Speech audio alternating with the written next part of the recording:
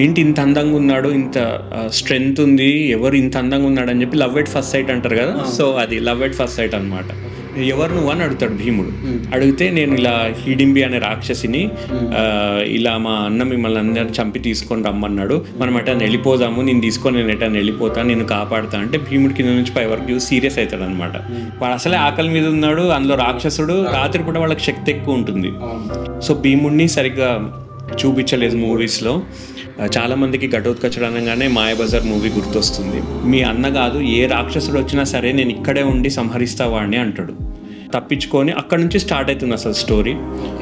అక్కడ నుంచి లక్క ఇంట్లో నుంచి వీళ్ళు తప్పించుకొని సొరంగ మార్గం నుంచి వీళ్ళు అడవిలో చేరుకుంటారు.